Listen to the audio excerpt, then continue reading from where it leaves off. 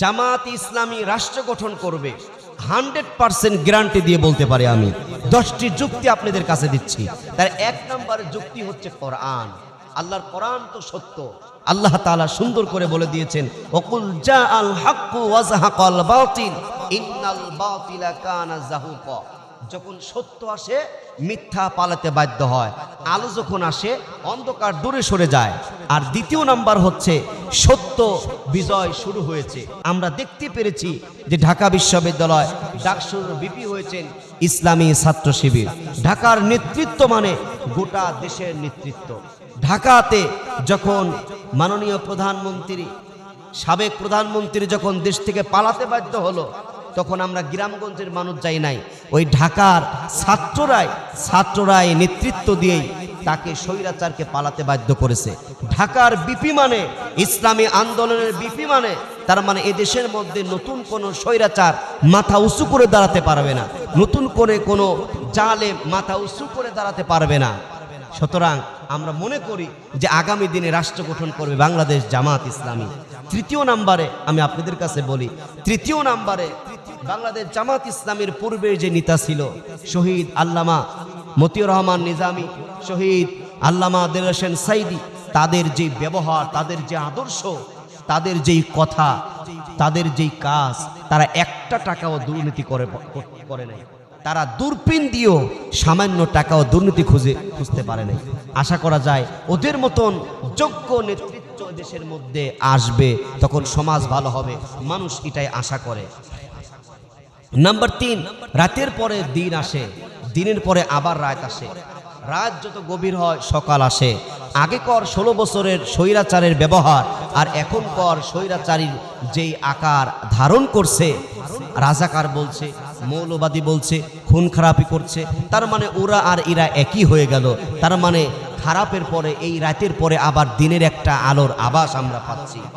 5 নম্বরে জামাত ইসলামের নেতার যেই কথা এত সুন্দর চমৎকার ভাবে উনি বলে যে জামাত ইসলামী কোনো নেতা হতে চায় না, জনগণের সেবক হতে চায়। এ জাতির লোক চায় কারা আমাদের সেবা করবে, তাদের সাথেই আমরা থাকব।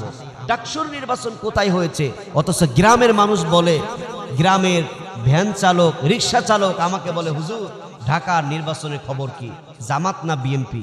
এতেই বোঝা যায় যে জামাত ইসলামের জনপ্রিয়তা শুধু ঢাকা শহর নয়, প্রতিটা গ্রামে মহল্লায় বলে জামাতের ভোট দেখা যায় না। গ্রামে গ্রামে আলোচনা করে কোথায় 14,000 আর কোথায় 5,000, বোঝা যায় প্রতিটা গ্রামগঞ্জে জামাত ইসলামী বিজয় করছেন। আমরা জানি মাধ্যমিক, আপনার হাই স্কুল, মাদ্রাসা, আপনার কলেজের নির্বাচন হচ্ছে, ইতিমধ্যে বিভিন্ন জায়গায় নির্বাচন চলমান, কিছু জায়গায় হয়েছে। এই সমস্ত জায়গায় ইসলামী আন্দোলনের মানুষরাই বিজয় হয়েছে। তার মানে সঠিক ভোট যেখানে হচ্ছে ওইখানে ইসলামের দলগুলো বিজয় হচ্ছে। 6 নম্বরে, কারণ ওদের আগের যুগে যাদের কথা ছিল মৌলবাদ, রাজাকার, আর ঈদের কথাও একই, মৌলবাদ আর রাজাকার। এই কথা বলেই এদেশের মধ্যে আলেমদেরকে ইসলামী আন্দোলনকে দাবাতে চায়, কিন্তু মানুষ অত বোকা নয়। আপনারা জানেন মির্জা মহাসচিব সাহেব উনি বলেন কি যে আমরা শরীয়তকে বিশ্বাস করি না, উনি শরীয়তকে বিশ্বাস করে না। তার মানে শরীয়ত মানে কি? শরীয়তের যে কাজগুলো, আমরা মাথায় টুপি দিয়েছি, মুখে দাড়ি রেখেছি, আমরা নামাজ পড়ি, আমরা কোরআন মানি, এটাই তো শরীয়ত। উনি শরীয়ত বিশ্বাস করে না, তার মানে উনি কি একবারে কাফের হয়ে গিয়েছে, ইসলাম থেকে দূরে সরে চলে গিয়েছে? এটা বোঝা যায়, ইসলামের আভাস পাওয়া যাচ্ছে। 8 নম্বরে ওদের চাঁদাবাজির টাকা দিয়ে ওরা নেতৃত্ব দিতে চায়, কিন্তু বাংলাদেশ জামাত ইসলামের এমন আমির সাহেবকে ঢাকা রাজধানীর একজন বিশিষ্ট ব্যবসায়ী, একজন শিল্পপতি বলেছে, আমি 10 জন এমপির যত খরচ হয় আমি দিয়ে দেব, কিন্তু আমির জামাত সেটাও স্বীকার করেন নাই, না আপনি দেন তা বলে নাই। অত দূর কেন বলবো?